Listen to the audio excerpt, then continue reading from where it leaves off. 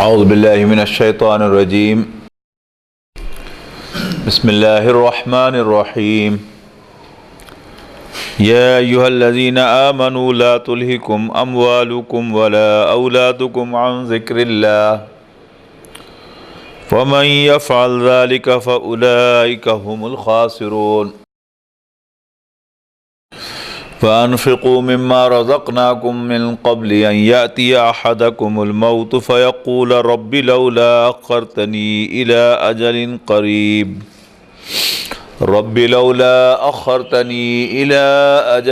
قريب فأصدق وأكن من الصالحين ولن يؤخر الله نفسا إذا جاء أجلها واللہ خبیر بما تعملون۔ نفاق کی حقیقت پر گزشتہ نشست میں تفصیل سے گفتگو ہوئی تھی کہ نفاق ایک بیماری ہے اور بیماری ہمیشہ لگ جایا کرتی ہے، اور کبھی کسی بیمار کے ماتھے پہ لکھا ہوا نہیں آتا کہ اسے فلاں بیماری ہے۔ بیماری ہمیشہ علامات سے پہچانی جاتی ہے۔ کچھ علامات، کچھ شکایات مریض لے کر ڈاکٹر کے پاس جاتا ہے، وہ اس کا معائنہ کرتا ہے، مزید کچھ تحقیق کرتا ہے اور پھر وہ تشخیص کرتا ہے کہ اسے فلاں مرض ہے۔ نبی اکرم صلی اللہ علیہ وسلم نے نفاق کی علامات بتائی ہیں، لیکن عام طور پر انہیں نفاق سمجھ دیا جاتا ہے، اور ہر جھوٹے پر نفاق کا فتویٰ چست کر دیا جاتا ہے، ہر خائن پر نفاق کا فتویٰ چست کر دیا جاتا ہے، حالانکہ یہ علامات ہیں۔ اصل میں نفاق جو ہے یہ بیماری ہے کہ کوئی شخص اسلام کو قبول تو کرتا ہے، اس کی فیس ویلیو پر، اس کے نظریات کی بنیاد پر، اس کے حقائق کو تسلیم کرتے ہوئے، لیکن جب وہ دائرہ اسلام میں آتا ہے تو پھر یکے بعد دیگرے تقاضے اس کے سامنے آتے ہیں۔ اب وہ تقاضوں سے بھاگتا ہے، خاص طور پر رسول کی اطاعت، اور اب کسی بھی اجتماعیت میں امیر کی اطاعت، یہ بہت شاق گزرتی ہے۔ اور دوسرے، جان اور مال کھپانا، یہ بہت شاق گزرتا ہے، اور یہ تقاضا ہضم نہیں ہوتا۔ اب ان دونوں باتوں کو اوائڈ کرنے کے لیے، کامل اطاعت کو اوائڈ کرنے کے لیے، وہ اولاً رسول اور پھر امیر کی شخصیت کو گرانے کی کوشش کرتا ہے۔ رسول انسان ہی ہوا کرتے تھے، لیکن ان کی انسانیت کو ہائی لائٹ کرتا ہے۔ دیکھیے، باپ بھی انسان ہوتا ہے اور بیٹا بھی انسان ہوتا ہے، لیکن اگر بیٹے کو یہ کہا جائے نہیں پتر تیرا پیو ہے، اس کا مطلب کیا ہوتا ہے کہ بیٹے کو یہ کہا جائے کہ اگرچہ وہ انسان ہے لیکن تمہارے ساتھ اس کا رشتہ باپ کا ہے، لہذا جو کہتا ہے وہ کرو، اس کی عزت کرو، اس کو وہ مقام دو جو باپ کا مقام ہوتا ہے۔ لیکن رسول کو اگر رسول کے طور پر انٹروڈیوس کروایا جائے اور ہائی لائٹ کیا جائے تو اس کا مطلب کیا ہے کہ اس کی مطلقاً اطاعت کرنی ہے۔ لیکن اگر اس کی بشریت کو نمایاں کیا جائے تو وہ ایسے ہی ہے جیسے کسی بیٹے کو کہا جائے کوئی نہیں تیرا پیو بھی انسان ہی ہے وہ حقیقت، باپ بھی انسان ہوتا ہے، بیٹا بھی انسان، رسول بھی انسان ہوتا ہے، نبی بھی، اور پھر امتی بھی انسان ہی ہوتا ہے۔ لیکن اس انسانیت کا تذکرہ کس لحاظ سے کیا جاتا ہے، دیٹ میکس اے ڈفرنس۔ اور دوسرا، مال اور جان کھپانا، اس کے لیے وہ اوائڈ کرتا ہے۔ اب وہ اوائڈ کرنے کے لیے کبھی جھوٹے بہانے بناتا ہے، کبھی جھوٹے وعدے کرتا ہے، کبھی وہ خیانت کرتا ہے، اور پھر کبھی وہ کارنر کر ہی دیا جائے تو پھر وہ پھٹ پڑتا ہے۔ مثال کے طور پر دین کے کسی مشن کے لیے نکلنا تھا، یا کسی طرف سے بلاوا جو ہے وہ آیا ہے دین کے کسی کام کے لیے، تو پہلے تو جھوٹ بول لے گا کہ مجھے خبر ہی نہیں ملی، پھر کہے گا اوہو میں بھول گیا، پھر محسوس کرے گا کہ لوگ کہیں گے شاید ویسے جھوٹ بولتا ہے، پھر قسم کھائے گا اس کے لیے، اور پھر جب اسے کوئی یاد کرا دے گا، وہ کہے گا کہ مجھے بھول گیا، تو کہے گا کہ وہ میں تمہیں راستے میں ملا تو تھا اور میں نے تمہیں کہا بھی تھا کہ میں ادھر جا رہا ہوں، بھول کیسے گئے تھے تم؟ اب پھر وہ ایک دم وہ پھٹ پڑے گا اور گالی گلوچ پہ اتر آئے گا۔ یہ ہے خاص اما فاجرہ، یعنی یہ 4 علامات آپ نے بیان فرمائی منافقت کی، کہ جب بات کرے تو جھوٹ بولے، وعدہ کرے تو وعدہ خلافی کرے، اور اگر اس کے پاس امانت رکھوائی جائے تو اس میں خیانت کرے، اور جب جھگڑا ہو جائے، آرگومنٹ ہو، تو گالی گلوچ پہ اتر آئے۔ اب یہ علامات ہیں، اور اس طرح بہت سی علامات جو ہم نے پچھلی مرتبہ دیکھی تھی کہ قرآن مجید نے باقاعدہ کوئی تو کسی کا بھی قرآن مجید ہیڈنگ تو باندھتا ہی نہیں، قرآن مجید میں چیپٹرز تو ہیں ہی نہیں، قرآن مجید میں تو صورتیں ہیں اور ان کے اندر واعظ ہیں، مواعظ ہیں، نصیحتیں ہیں، بیان ہے۔ تو قرآن مجید اس مضمون کو بیان کرتا ہے، عبداللہ ابن ابی اور اس کے ساتھی منافقوں کے کردار کو بیان کرتے ہوئے، ان کی حرکتوں کو بیان کرتے ہوئے، اور وہی سائنز اینڈ سمپٹمز ہیں۔ اب سوال یہ پیدا ہوتا ہے کہ اگر ہم اپنے گریبانوں میں جھانکیں، اپنے آپ کو ان معیارات پر پرکھیں، تو معلوم ہوگا کہ نفاق کی وہ ساری علامات تو خود ہمارے اندر پائی جاتی ہیں۔ اب اگر واقعتاً انسان ان کو سیریسلی لے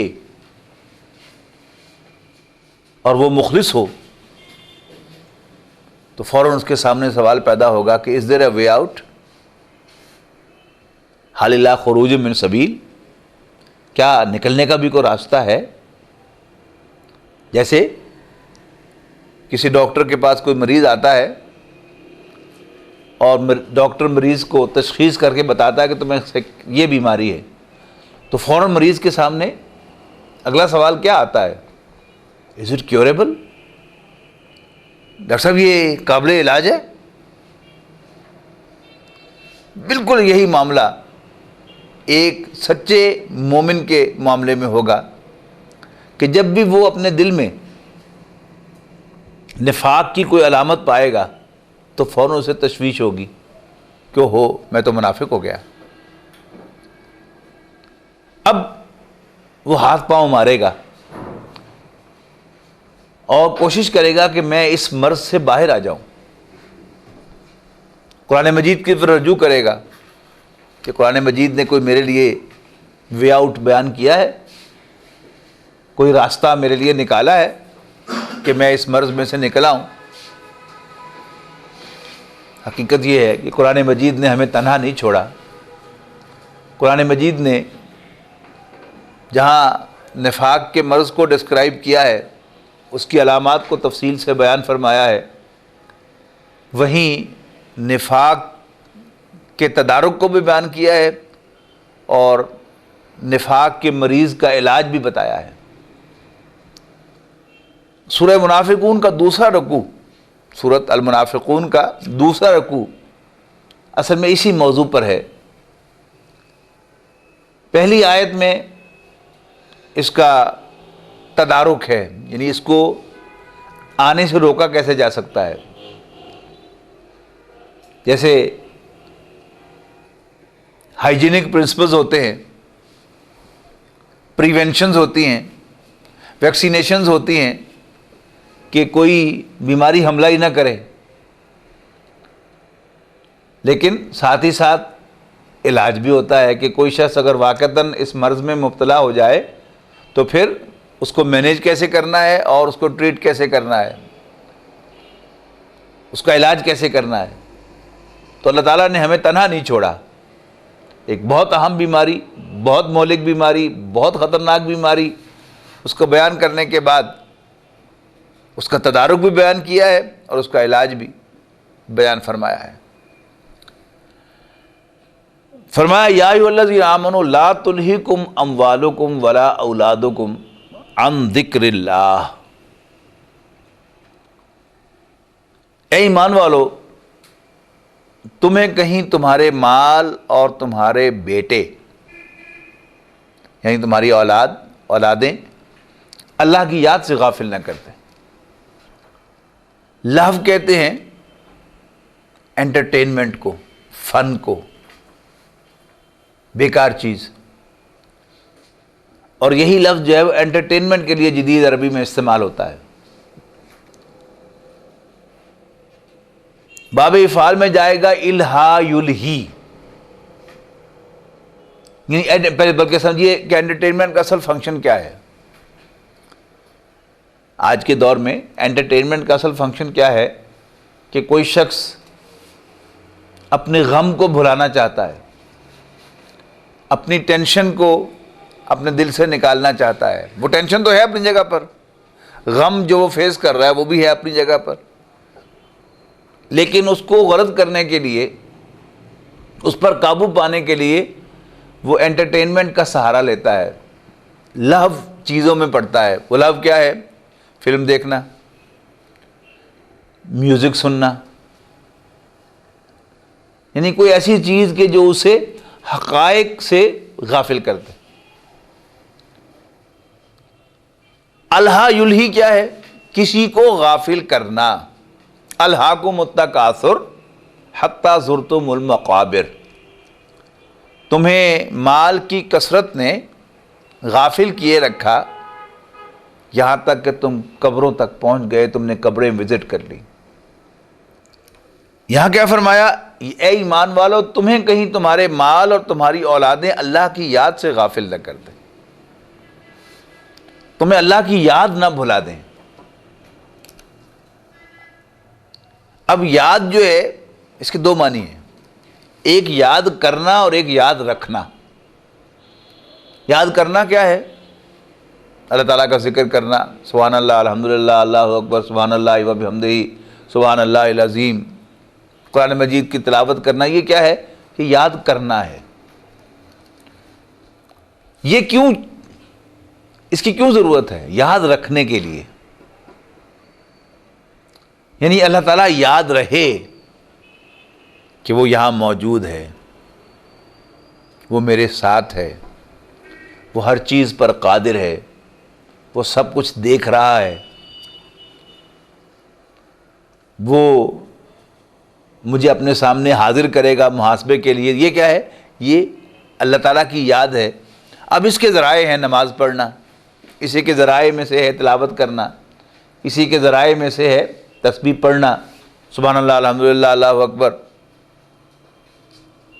مقصد کیا ہے؟ اللہ تعالیٰ کو اپنے دل میں حاضر کرنا۔ اب کون سی چیزیں انسان کو اللہ کی یاد سے غافل کرتی ہیں؟ مال سر فہرست۔ دیکھیے، جب انسان تنگی میں ہوتا ہے تو اللہ یاد آتا ہی رہتا ہے۔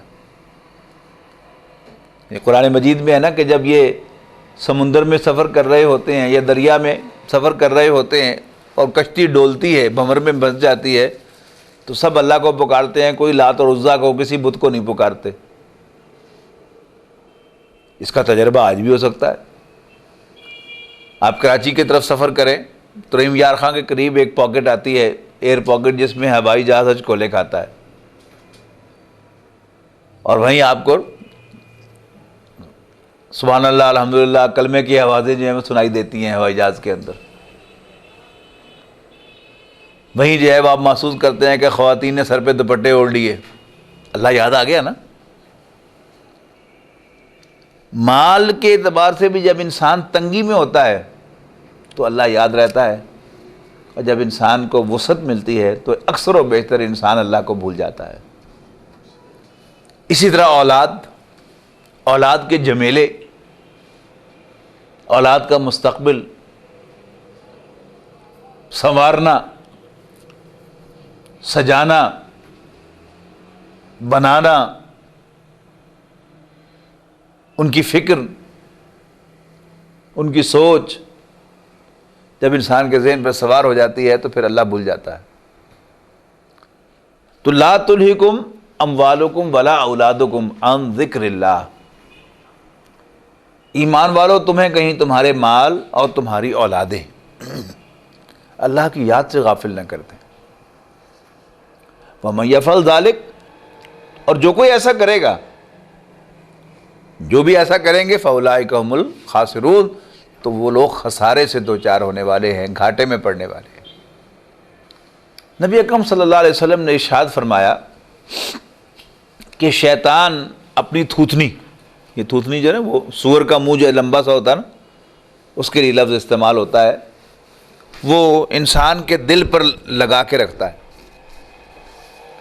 جب تک دل اللہ کی یاد سے معمور ہوتا ہے، جب تک دل میں اللہ کی یاد ہوتی ہے تو وہ کچھ نہیں کر سکتا، لیکن یوں ہی دل اللہ کی یاد سے غافل ہوتا ہے تو شیطان اس میں پھونک مارتا ہے۔ پھونک کیا مارتا ہے؟ اس کے پاس کئی پھونکیں ہیں،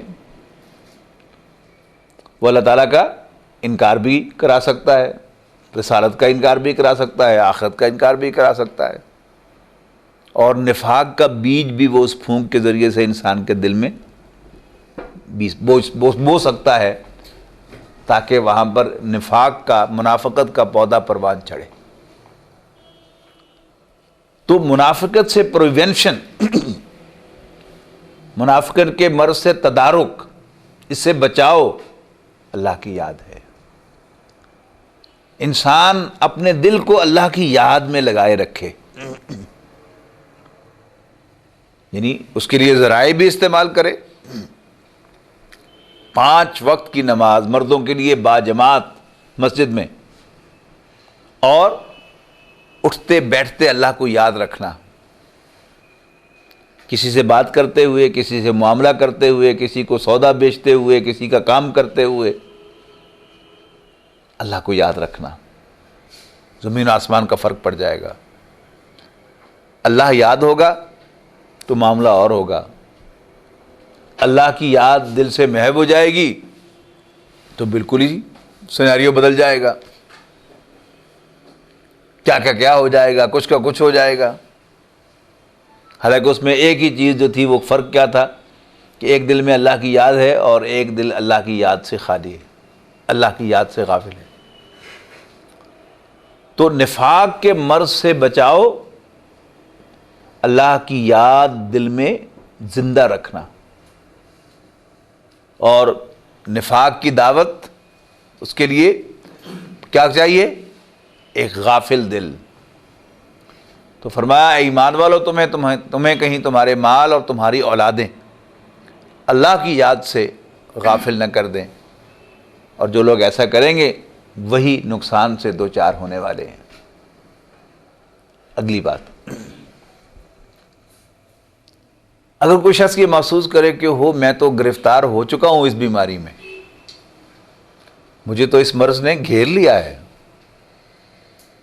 اب وہ دوسرا سوال جو میں نے کہا تھا کہ ڈاکٹر سے انسان پوچھتا ہے کہ جی قابل علاج بیماری ہے، تو فوراً دل میں خیال آنا چاہیے کہ کیا میرے دل سے یہ بیماری ختم ہو سکتی؟ اب یہ قرآن مجید اور نبی اکرم صلی اللہ علیہ وسلم کے فرمودات بڑی ایک ایڈیومیٹک گفتگو ہے۔ یہی وہ چیز ہے جسے نبی اکرم صلی اللہ علیہ وسلم نے دل کے زنگ سے بھی تعبیر کیا ہے۔ آپ نے فرمایا ان ھذی القلوب لتصدع کما یصدع الحدید اذا اصابہ الماء، یقیناً ان دلوں کو بھی زنگ لگتا ہے جیسے لوہے کو زنگ لگ جاتا ہے جب وہ پانی یا نمی کے کانٹیکٹ میں آتا ہے۔ اب صحابہ کرام کو فوراً تشویش ہوئی کہ ہمیں اپنی تلواروں کو، اپنے نیزوں کو زنگ سے بچانا تو آتا ہے، ہم انہیں پالش کرتے ہیں، انہیں تیل لگاتے ہیں، تو ماجرا ہوا یا رسول اللہ، انہوں نے اللہ کے رسول صلی اللہ علیہ وسلم سے دریافت کیا کہ اللہ کے رسول اس زنگ کا علاج کیا ہے؟ وہاں بھی آپ نے فرمایا کثرت ذکر الموت، کثرت کے ساتھ موت کو یاد رکھنا، و تلاوت القرآن، اور کثرت کے ساتھ قرآن مجید کی تلاوت کرنا۔ موت کی یاد، یعنی اللہ کی یاد، یہ بھی کیا ہے؟ یہ ہائپوتھیٹیکل چیز بن جاتی ہے اور ایک کنکریٹ شکل عام طور پر اختیار نہیں انسان کر سکتا۔ سب سے زیادہ ایفیکٹو جو ہے وہ موت کی یاد ہے، موت کی تسبیح نہیں۔ موت کوئی ایسی چیز نہیں ہے جس کی تسبیح پڑھی جائے، اللہ تعالیٰ کی تسبیح پڑھی جاتی ہے، سبحان اللہ، الحمدللہ، صرف اللہ اللہ بھی کی جائے تو بھی وہ فائدے سے خالی نہیں۔ لیکن موت کی یاد کا مطلب کیا ہے؟ ہر وقت یہ بات دل میں رہنی چاہیے کہ موت کسی وقت بھی آ سکتی ہے۔ ایک شخص نے کسی اللہ والے سے درخواست کی کہ آپ مجھے کوئی نصیحت فرمائیں، تو انہوں نے پوچھا کہ تمہارا باپ زندہ ہے؟ اس نے کہا نہیں۔ تمہاری ماں زندہ ہے؟ اس نے کہا نہیں۔ تو ایک دم برس پڑے، اور تمہیں کیا نصیحت چاہیے؟ جیسے تم انہیں قبر میں دفن کر آئے ہو، ایسے ہی تمہیں بھی لوگ کسی دن جا کے اسی میں دفن کرائیں گے، یہ یاد رکھو، اور کیا نصیحت چاہیے؟ ہمیں ہر شخص ذرا اپنے گریبان میں جھانکے، اگر مجھے یہ یاد رہے کہ پتہ نہیں اگلا لمحہ میرا اس زندگی میں گزرے گا یا اگلی زندگی میں گزرے گا، اس دنیا میں گزرے گا یا قبر میں گزرے گا، تو 99% معاملات جو ہیں اسی سے سیدھے ہو جائیں گے۔ اصل رولا کہاں ہے؟ اصل پرابلم کہاں ہے؟ کہ ہمیں اللہ بھولا ہوا ہے، یعنی کنکریٹ الفاظ میں کہیں تو مرنا بھولا ہوا ہے۔ تو تدارک کیا ہے؟ اللہ کی یاد، اللہ کے سامنے پیشی، اور اس میں اہم ترین جو نقطہ ہے یاد رکھنے کا وہ کیا ہے؟ موت کو یاد رکھنا، جو کسی وقت بھی آ سکتی ہے۔ جب بھی انسان گھر سے نکلے تو اسے یاد رہے کہ پتہ نہیں واپس آؤں گا کہ نہیں۔ نبی اکرم صلی اللہ علیہ وسلم نے ارشاد فرمایا کہ جب بھی نماز پڑھنے کے لیے کھڑے ہو جاؤ تو خیال کرو کہ یہ کہیں تمہاری آخری نماز نہ ہو۔ انسان سونے لگے تو اسے یہ اس کے ذہن میں آئے کہ پتہ نہیں سو کے اٹھوں گا کہ نہیں، جاگ جائے تو سوچے کہ اگلی دفعہ جب میری آنکھ بند ہوگی تو وہ نیند کی شکل میں ہوگی یا موت کی شکل میں ہوگی، مجھے کچھ معلوم نہیں ہے۔ اب اگر کوئی شخص محسوس کرے کہ میں تو اس بیماری میں مبتلا ہو چکا ہوں، اس کے بڑے واضح سائنز اور سمپٹم نظر آ رہے ہیں، تو پھر اگلی جو آیات ہیں وہ اس کے علاج سے بحث کرتی ہیں۔ انسان کے دل میں نفاق پیدا کیسے ہوا؟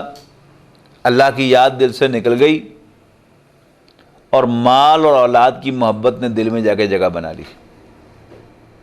کھانا خالی تھا تو اس کی جگہ پر مال و اولاد کی محبت گھس گئی، اس نے جا کر نفاق پیدا کر دیا، دل کے اندر منافقت پیدا کر دی۔ اب اگر میں چاہتا ہوں کہ میں اس بیماری سے نکل آؤں تو اس کا طریقہ کیا بتایا گیا ہے؟ وَأَنفِقُوا مِمَّا رَزَقْنَاكُم مِّن قَبْلِ أَن يَأْتِيَ أَحَدَكُمُ الْمَوْتُ فَيَقُولَ رَبِّ لَوْلَا أَخَّرْتَنِي إِلَىٰ أَجَلٍ قَرِيبٍ فَأَصَّدَّقَ وَأَكُن مِّنَ الصَّالِحِينَ۔ خرچ کرو اس میں سے کہ جو ہم نے تمہیں عطا کیا ہے۔ قرآن مجید عام طور پر خرچ کرنے کے لیے یہ ترغیب دلاتا ہے، یہ تذکرہ کرتا ہے کہ اس مال میں سے خرچ کرو جو ہم نے تمہیں عطا کیا ہے۔ ایک مرتبہ میں بیرون ملک سفر پہ تھا تو ہوسٹن کی ایک مسجد میں نے جمعہ پڑھانا تھا۔ جب میں وہاں پہنچا ایک دوست کے ساتھ تو سیکریٹری صاحب نے، جو مسجد کی انتظامیہ کے سیکریٹری تھے، انہوں نے میرا استقبال کیا اور کہا کہ مسجد میں کچھ سیوریج کا کام ہو رہا ہے اور اس کے لیے ذرا چندے کی اپیل کر دیں کہ لوگ ذرا فراخ دلی کے ساتھ ڈونیشن دیں تاکہ ہم وہ کام کروا لیں۔ میں نے کہا کتنا ایک ایسٹیمیٹ ہے؟ انہوں نے کہا جی تقریباً $7-8 ہزار کا ایسٹیمیٹ ہے۔ تو میں نے خطبے کے آخر میں توجہ دلائی لوگوں کو کہ سیکریٹری صاحب نے بتایا ہے کہ سیوریج کا کام ہو رہا ہے، لہذا آپ اس میں کنٹریبیوٹ کریں اور جنرسلی کنٹریبیوٹ کریں۔ تو اچانک میری زبان پہ آیا کہ don't pay from your own pocket, donate from what Allah has given you. خطبہ ہو گیا، نماز ہو گئی، آتے ہوئے میں نے پوچھا کہ کچھ فنڈ آیا؟ تو ہنس کے کہنے لگے کہ ایک ہی صاحب پورا چیک جو ہے وہ دے گئے ہیں۔ بات سمجھ میں آ گئی نا کہ یہ میرا، جب تک میں یہ سمجھتا رہوں کہ یہ مال میرا ہے تو پھر میں دوسرے کو کیوں دوں گا؟ اپنی اولاد پر تو خرچ کروں گا اس لیے کہ وہ میری ہے، غریب مسکین کو کیوں دوں گا؟ اللہ کے راستے میں کیوں خرچ کروں گا؟ میرا ہے۔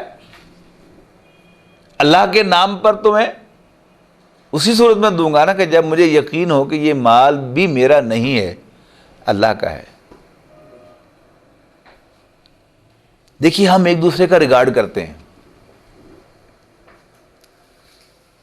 کوئی کام ہوگا، کوئی شخص جا کے کہے گا مجھے ڈاکٹر سمیع صاحب نے بھیجا ہے، تو آپ تھوڑی سی ضرور جو ہے وہ ایکسٹرا آرڈنری اس کی ہیلپ کریں گے، صرف اس لیے کہ اس نے میرا نام لیا ہے۔ لیکن جو اللہ کا نام لے کر مانگ رہا ہے، اللہ کے دیے ہوئے مال میں سے ہم ریلیکٹنٹ ہوتے ہیں کہ اسے کیوں دیں؟ صرف اتنی سی بات اگر یاد رہے، وہ جو اللہ کی یاد ہے نا، وہی ہے فیصلہ کن چیز۔ اگر یہ یاد رہے کہ میرے پاس جو کچھ ہے یہ اللہ تعالیٰ نے عطا فرمایا ہے اور میرا نہیں ہے، اسی کا ہے، اس نے مجھے برتنے کے لیے دیا ہے، لہذا اگر مجھے کہتا ہے کہ وہاں بھی دے دو، مجھے دینا چاہیے، اس کو بھی دے دو، مجھے دینا چاہیے، اس لیے کہ یہ مال میرا ہے نہیں۔ اس سے فرق کیا پڑے گا؟ حضرت عیسیٰ علیہ السلام مواعظ کے چیمپئن ہیں، سب سے زیادہ بلیغ واعظ آپ کو حضرت عیسیٰ علیہ السلام کے یہاں ملیں گے۔ چھوٹی چھوٹی مثالیں، چھوٹی چھوٹی باتیں۔ کہیں فرماتے ہیں اپنے حواریوں کو، کیوں سوچتے ہو کہ کل کیا کھاؤ گے؟ جنگل کی چڑیوں کو نہیں دیکھتے کہ وہ خالی پیٹ گھر سے جاتی ہیں، گھر سے نکلتی ہیں اور ان کا رب ان کو کھلا پلا کے رات کو واپس لاتا ہے؟ تم تو انسان ہو، کیوں سوچتے ہو کہ کل کیا کھاؤ گے؟ کیوں سوچتے ہو کہ کیا پہنو گے؟ گھاس کی سوسن کو نہیں دیکھتے اللہ تعالیٰ نے اس کو کتنا خوبصورت لباس پہنایا ہے؟ تو انفقو، خرچ کرو۔ ہاں انہی کا ایک واز ہے، تم زمین پر جمع کرتے ہو جہاں چوری کا بھی ڈر رہتا ہے اور کیڑا لگنے کا بھی اندیشہ۔ آسمان پر جمع کرو جہاں نہ چوری کا ڈر ہے نہ کیڑا لگنے کا اندیشہ، اور میں تم سے سچ کہتا ہوں جہاں تمہارا مال ہوگا وہیں تمہارا دل ہوگا۔ یہ ہمارے دلوں میں نفاق پیدا کیسے ہوا؟ پیدا تو اس لیے ہوا کہ اللہ کی یاد ہم نے دل سے نکال دی، اس کی جگہ جا کر مال کی محبت نے گھر بنا لیا۔ اب اگر اب یہ چاہتے ہیں، اچھا اب ہم نماز پڑھنا چاہتے ہیں تو نماز میں دل نہیں لگتا، اللہ کا ذکر کرنا چاہتے ہیں تو اس میں مزہ نہیں آتا، تلاوت کرنے لگتے ہیں تو نیند آنا شروع ہو جاتی ہے۔ تشویش ہے نا، بڑی تشویش کی بات ہے۔ کیا کیا جائے؟ اس لیے کہ دل میں وہ مال وہ گھر کر کے بیٹھا ہوا، جہاں تمہارا مال ہوگا وہیں تمہارا دل ہوگا۔ اب وہ مال جس نے دل میں جا کر گھر کر لیا ہے اور دل میں اللہ کی یاد کو گھسنے نہیں دے رہا، تو پہلے اس دل میں سے مال کو کھرچو۔ انفقوا مما رزقناکم، جو کچھ ہم نے تمہیں عطا کیا اس میں سے خرچ کرو اللہ کے راستے میں، غریبوں کے لیے، مسکینوں کے لیے، یتیموں کے لیے، تنگ دستوں کے لیے، مانگنے والوں کے لیے دو۔ خرچ کرو، اللہ کے راستے میں خرچ کرو، اللہ کے دین کے لیے خرچ کرو، یہ سمجھتے ہوئے کہ یہ اللہ کا ہے اور اللہ ہی کے راستے میں اللہ ہی کے کہنے پہ خرچ ہونا چاہیے، میرا نہیں ہے یہ، مجھے تو اللہ نے اس میں سے برتنے کی اجازت دی ہے اس کا۔ کب خرچ کرو؟ من قبل ان یاتی احدکم الموت، آگے نا موت پہ بات، پھر اس سے پہلے کہ تم میں سے کسی کو موت آ جائے، فیقولا، تو اس وقت وہ یہ کہے، رب لولا اخرتنی الی اجل قریب، ربا تو نے میرے لیے موت کو کچھ عرصے کے لیے مؤخر کیوں نہ کر دیا، پوسٹ پون کیوں نہ کر دیا، فاصدق، کہ میں ذرا صدقہ و خیرات کر لیتا، واکم من الصالحین، اور نیکوں میں شامل ہو جاتا۔ 50 سال 60 سال 70 سال جو گزارے ہیں یہ کم تھے، اب تھوڑا سا مجھے موقع دے دے کہ میں صدقہ و خیرات کروں اور نیکوں میں شامل ہو جاؤں۔ جب موت کا جھٹکا لگا تھا نا ایک غوطہ، تو فرعون کو بھی موسیٰ علیہ السلام اور ہارون علیہ السلام کا رب یاد آ گیا تھا، اور اس نے بھی اعلان کر دیا تھا کہ موسیٰ اور ہارون کے رب پہ ایمان لاتا ہوں، لیکن کیا گیا تھا، آل آن، اب نو وے۔ اسی طرح یعنی جب موت نظر آتی ہے سامنے تو پھر انسان کو خیال آتا ہے کہ ہو کچھ موقع مل جائے تو میں خرچ کروں۔ فرمایا وَلَن يُؤَخِّرَ اللَّهُ نَفْسًا إِذَا جَاءَ أَجَلُهَا، اللہ تعالیٰ کسی نفس کے لیے، کسی شخص کے لیے، کسی پرسن کے لیے اس کی موت کو مؤخر نہیں کرے گا، اس کے اجل کو، اس کے وقت معین کو مؤخر نہیں کرے گا، پوسٹ پون نہیں کرے گا۔ واللہ خبیر بما تعملون، اور اللہ تعالیٰ کو خوب معلوم ہے کہ تم کیا کرو گے۔ یعنی اگر فرض اول تو اللہ تعالیٰ مؤخر کرتا نہیں، موت کا جو وقت اللہ نے مقرر کیا ہے، لکھا ہے، اسی لمحے موت آئے گی، نہ لمحہ بھر اس سے پہلے اور نہ ہی لمحہ بھر اس سے لیٹ ہوگی۔ لیکن فرض کرو تمہیں موقع دے بھی دیا جائے، واللہ یعلم، واللہ بما تعملون خبیر، واللہ خبیر بما تعملون، جو کچھ بھی تم کرو گے اللہ تعالیٰ کو خوب خبر ہے، خوب جانتا ہے۔ یعنی یہ بات کیوں کہی کہ ہمیشہ جو لوزر ہوتا ہے وہ الزام تراشیاں کرتا ہے، بہانے بناتا ہے۔ یعنی کوئی ٹیم ہار جائے گی تو وہ کہے گی جی وہ گراؤنڈ ٹھیک نہیں سی، گیند ٹھیک نہیں سی، موسم خراب سی۔ حالانکہ سیدھی بات کیا ہے، مان لے کہ ہم نہیں کھیل سکے۔ ایسے ہی جب کوئی کہنے والا کہہ سکتا ہے کہ یہ بڑی زیادتی ہے، یعنی 70 سال جو اللہ تعالیٰ نے موقع دیا تھا وہ کسی کھاتے میں نہیں، یہ بڑی زیادتی ہے، کہ کوئی شخص جو ہے وہ چاہتا بھی تھا کہ اس کو اگر موقع دیا جائے تو وہ اللہ کے راستے میں خرچ کرے اور نیک ہو جائے، تو اللہ تعالیٰ نے اسے موقع نہیں دیا، بڑی زیادتی ہے۔ فرما دیا واللہ خبیر بما تعملون، اور تم جو تیر مارو گے، تم جو کچھ بھی کرو گے اللہ تعالیٰ کو خوب خبر ہے، وہ سینوں کے بھیدوں کا بھی جاننے والا ہے، وہ انسانوں کی نیچر کو بھی جاننے والا ہے۔ تو نفاق ایک بیماری ہے جو انسان کو لگ جاتی ہے، اس کا تدارک یہ بیان فرمایا کہ تم اپنے دلوں کو اللہ کی یاد سے غافل نہ ہونے دو، اور اگر دل میں محسوس کرو کہ یہ نفاق پیدا ہو گیا ہے تو یہ مال جس نے جا کر دل میں جگہ بنا لی ہے اور دل کو آکوپائی کر لیا ہے، اس مال کو خرچو۔ انشاءاللہ ان قریب ہم سورہ حدید پڑھیں گے تو سورہ حدید میں یہ بات جو ہے وہ زیادہ کھل کر ہمارے سامنے آئے گی کہ تم نے مال اور اولاد کی محبت کو اپنے اوپر سوار کر لیا اور اس کی وجہ سے تم تربص میں مبتلا ہو گئے۔ تربص کیا ہے؟ گو مگو کی کیفیت، یہ عربی کے مقابلے میں فارسی ہے، یعنی آسان اس کے لیے انگریزی کا ایکسپریشن ہوگا ہم سب کے لیے، اسٹیٹ آف انڈیسیژن، انسان کا فیصلہ نہ کر سکنا کہ کیا کروں کیا نہ کروں۔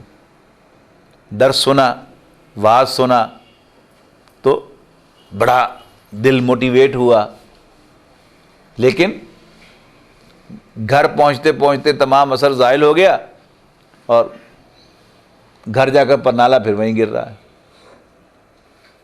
یہ کیا ہے؟ یہ تربص کی کیفیت ہے۔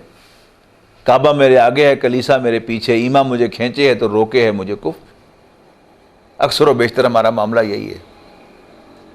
تو اس مال کو دلوں میں سے کھرچو اور اس کو اللہ کے راستے میں لگاؤ، اور حضرت عیسیٰ علیہ السلام کے الفاظ میں جہاں تمہارا مال ہوگا وہی تمہارا دل ہوگا۔